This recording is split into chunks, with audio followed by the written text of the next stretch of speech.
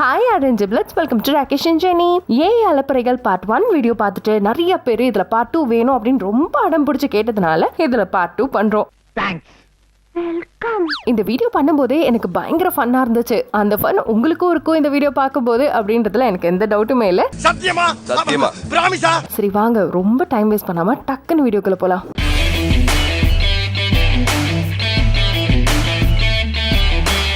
ஆரம்பமே சும்மா கில்லியா அமர்க்கலமா ஆரம்பிப்போம். அப்புறம் ஜாவலா எப்படி இருக்குது? இந்த விஷயம் நிறைய பேர் எக்ஸ்பெக்ட் பண்றதுதான். ஆனா இதுக்கப்புறம் நடக்கிறதுக்கு வாய்ப்பே இல்லைன்னு நினைக்கும் போது கொஞ்சம் கஷ்டமா தான் இருக்கு. பொருளை கூட கரெக்டா பிடிக்க தெரியாதெல்லாம் ஊர் உள்ள தௌலத்துன்னு சுத்துறத பாக்குறோம். எல்லாத்தையும் கரெக்டா செய்யற வேலைக்காரன் எதுவுமே வேணான்னு சொல்லிட்டு போறதை இப்ப தான் ஃபர்ஸ்ட் டைமா பாக்குறேன். சரி, இதுலயாவது பார்த்து சந்தோஷப்பட்டுப்போம். புதுசா வண்டி ஏத்துக்கிறேன். இது வரைக்கும் யாரையும் ஏத்தல. உனக்காக தான் இந்த இடம் வெயிட்டிங்கு. நீ வா மச்சான், நம்ம பைக்ல போலாம். என்னடா பண்ணி வச்சிருக்கீங்க? ஆமா, தளபதி தான் கம்ப்ளீட்டா அரசியலுக்கு போறேன்னு சொல்லிட்டாரு. அப்ப அவரோட இடத்தை யார் பிடிப்பாங்க? வேற யாரு? நான் தான். எங்க இருக்கீங்க? இங்க உடனே வாங்க, எல்லாருக்கும் உங்களை தான் காட்டணும். இது நீங்க கண்ட கனவு. அங்க நீங்க மட்டும்தான் இருக்கணும். இவ்வளவும் நீங்க பண்ணிட்டு உங்க இடத்துல நான் எப்படி? நீ இல்லையே. சிரிக்காத சொன்னா எனக்கு அசிங்கமா இருக்கு. இப்ப ரீசெண்ட் டைம்ல சிவகார்த்திகேயனோட புகழ் எங்க பார்த்தாலும் பரவுறத பாக்கும்போது இந்த பிக் பாஸ்ல அர்ச்சனாவோட பிஆர் எல்லாம் பயங்கரமா வேலை செஞ்சுட்டு இருந்தாங்கல்ல, அந்த விஷயம் எல்லாம் தான் ஞாபகம் வருது. என்ன சொல்ல சொன்னா என்ன சொல்லிட்டு இருக்க? கொஞ்சம் டைம் எடுத்துக்கிறேன் sir. Sorry sir. Okay sir. கொஞ்சம் டென்ஷனா வேற இருக்கு சார். இந்த மாதிரி பசங்க தான் நிறைய மெஜாரிட்டி. மொதல் ஸ்டெப் தான் கஷ்டம், மற்றதெல்லாம் கொஞ்சம் ஈஸியா தான் இருக்கு. எப்படின்னா விட்டுறாதீங்க, பிடிச்சி வந்துருங்க. சரி, விஜய் பிளேஸ்ல சிவகார்த்திகேயனை போட்டீங்க, சிவகார்த்திகேயன் பிளேஸ்ல பிரதீப்பை போட்டீங்க. பிரதீப்பே ஒரு 2 படம் தான் பண்ணிருக்கா. அப்படி அப்புறம் இப்ப எல்ஐசின்னு ஒரு படம் பண்ணிட்டு இருக்காரு. அதுக்குள்ள இந்த பைபிளுக்கு இப்படி ஒரு இடத்த கொடுக்கறத பார்க்கும்போதுலாம் கொஞ்சம் நல்லா தான் இருக்கு. ஏன்னா இளம் தலைமுறைக்கு நல்லா வழிவிட்டு போற மாதிரி தெரியுது. கிட்ஸுக்கு எல்லாருக்குமே ரொம்ப பிடிக்குது. அவரு பிடிச்சிட்டாரு, கிட்ஸ் எல்லாம் பிடிச்சிட்டாரு. அதுக்காக இந்த லெவலுக்கு கிரியேட் பண்ணி சிவகார்த்திகேயனோட லெவலுக்கு இவரும், விஜய் இருந்த லெவலுக்கு சிவகார்த்திகேயனும் பண்ணி போடுறாங்க. இன்னொன்னு ரஜினி இருக்க இடத்துல சிவகார்த்திகேயன் போடுறாங்க. இது மூலியமா அவங்க சொல்ல வர்றது என்ன? கஷ்டப்பட்டு வர்றவங்க முன்னேறது சந்தோஷம் தான், ஆனாலும் இதெல்லாம் கொஞ்சம் லைட்டா ஓவரா தெரியல. தளபதி மாதிரி படம் நடிக்கிறதுலாம் பெரிய விஷயம் இல்ல. ஆடியோ லான்ச்ல குட்டி கதை சொல்லுவார் தெரியுமா, அந்த மாதிரி சொல்ல தெரியுமா? லைஃப்ன்ற அந்த கேமை பார்த்து விளையாடுங்க. அவ்வளவு ஈஸியால இந்த உலகத்துல நம்மள வாழ விட்டுற மாட்டாங்க. போட்டு ஒரு வழி பண்ணுவாங்க. எஸ்கேக்கு பேசவா சொல்லி தரணும்? கொஞ்சம் பேருக்காவது நம்மள பிடிக்காம இருந்தாதான் லைஃப் ஒரு மாதிரி ஜாலியா இருக்கும், இன்ட்ரெஸ்டிங்கா இருக்கும், சுவாரஸ்யமா இருக்கும். மென்டல் டார்ச்சர்ல நீ எதனா எசக புசுகா பண்ணிட்டு போய் உள்ள உட்காந்துலான்னு பாக்குறேன் ப்ரோ. தளபதி பாலிடிக்ஸ்க்கு வரதுக்கு ஒரு பெரிய மோட்டிவேஷன் யாரா இருப்பாங்க? வா மேக்கல வந்துட்டு இல்ல, உன்ன மாதிரி ரொம்ப பேர் லட்சியத்தோட அங்க வந்திருக்காங்க தெரியுமில்ல. வெல்கம். சும்மா சிவனன் போறவங்க என்ன தூக்கி லாக் பண்ணி பப்ளிக்கு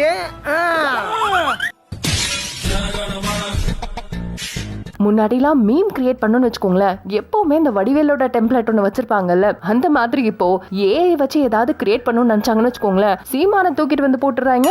ஆனா சும்மா சொல்லக்கூடாதுப்பா, அவரும் எல்லா டயலாக்கும் சும்மா பக்காவா பச்சாக்குன்னு பொருந்துறாரு.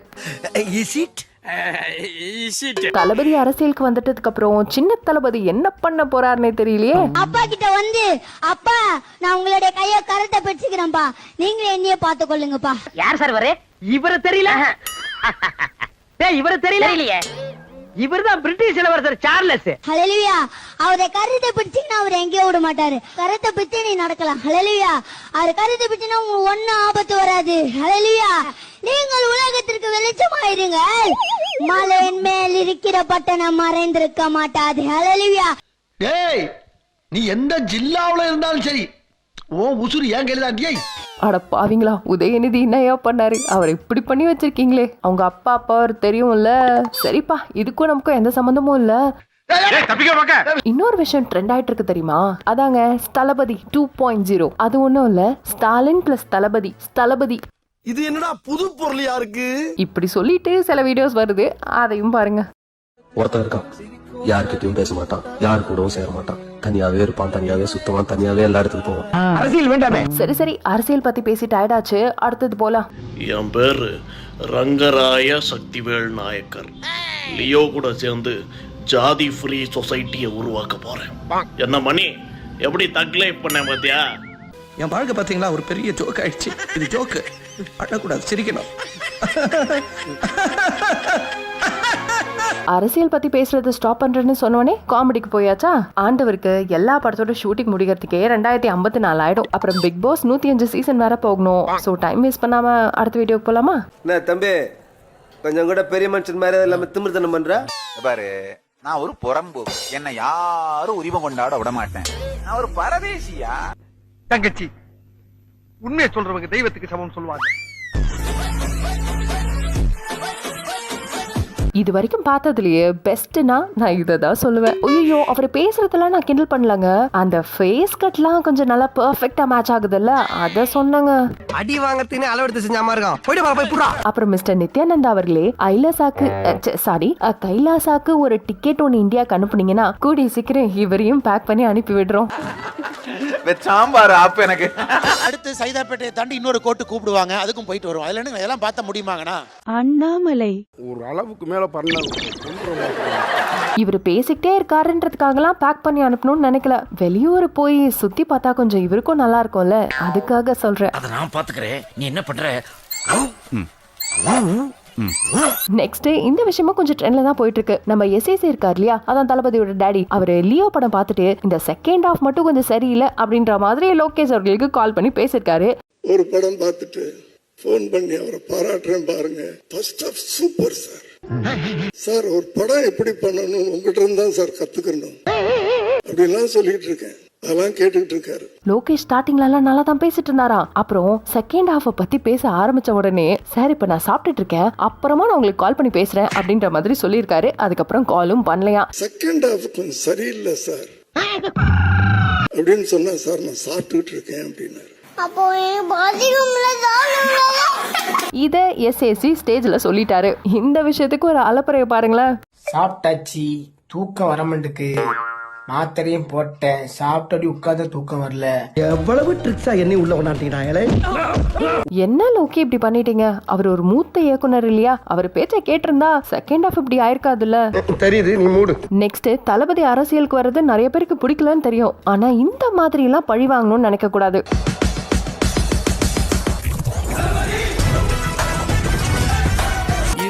இதுவும் உங்களுக்கு ஒரே பிராண்ட். தம்பி எடிட்டர், இத பாக்குற அளவுக்குலாம் எனக்கு பொறுமை இல்ல, தயவு செஞ்சு மாத்திரு.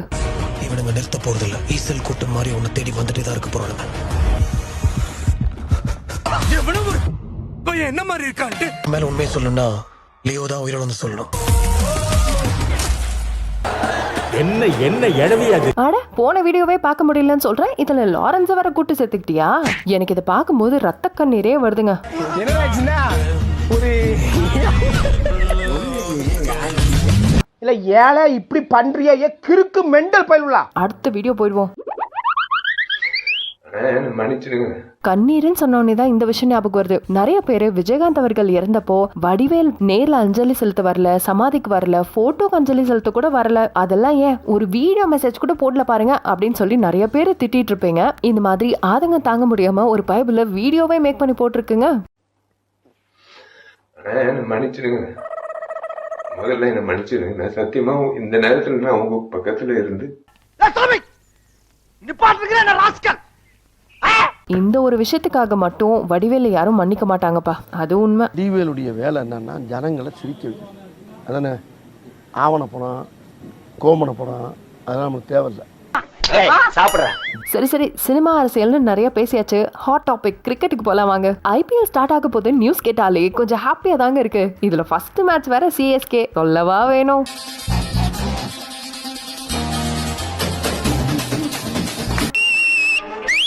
அட, தலை என்ட்ரி மாசுங்க. நம்ம கிரிக்கெட் டீம் எல்லாம் சேர்ந்து எந்த அளவுக்கு கோஆர்டினேட் பண்ணி ப்ரிப்பேர் பண்ணிருப்பாங்கன்னு ஒரு சாம்பிள் பாக்குறீங்களா?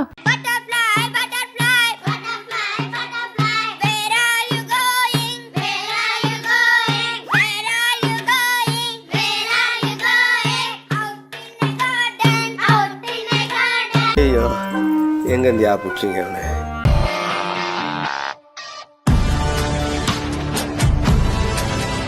ஏதோ once upon a time Kohli and கம்பீர்குள்ள பிரச்சனை இருந்துச்சு தான். அதுக்காக ஒவ்வொரு சீசன்லயும் அதை திரும்ப திரும்ப சொல்லி காமிச்சு அதை அவங்களே மறக்கணும்னு நினைச்சா கூட இவங்க மறக்க விட மாட்டாங்க போல இருக்கே. இவன் என்ன போட்டுருவான்றியா?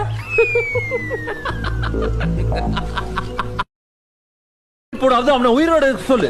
சாதாரணமாவே இந்த ஏஐ கிரியேட்டர்ஸ்லாம் கையில பிடிக்க முடியாது. இப்ப ஐபிஎல் வேற ஸ்டார்ட் ஆக போகுது. என்னென்னலாம் பண்ண போறாங்களோ.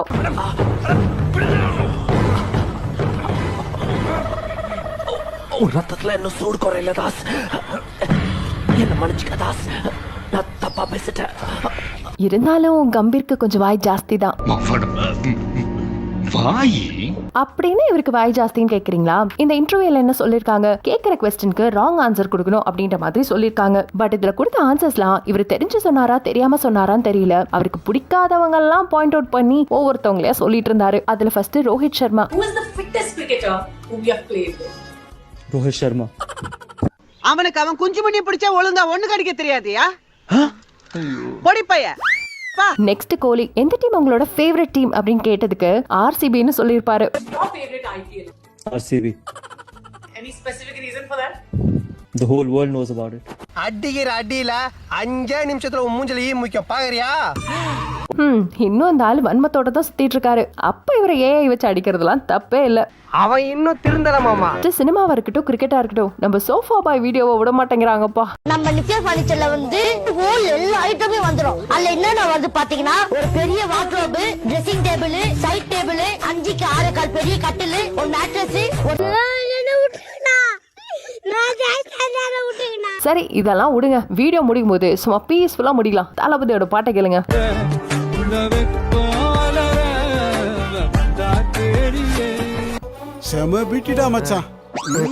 நெக்ஸ்ட் சின்ன அறிவிப்பு சாங் நம்ம நிறைய வெர்ஷன்ஸ்ல கேட்டிருப்போம். ஆனா இந்த வெர்ஷனை பார்க்கும்போது, அதாவது ஏஆர் ரஹ்மான், தனுஷ், எஸ்பிபி, விஜய் இவரோட வாய்ஸ்ல எல்லாம் கேட்கும்போது அந்த அறிவிப்பு அந்த கருவாடு சின்ன அறிவிப்பும் இன்று சிறுவாடு.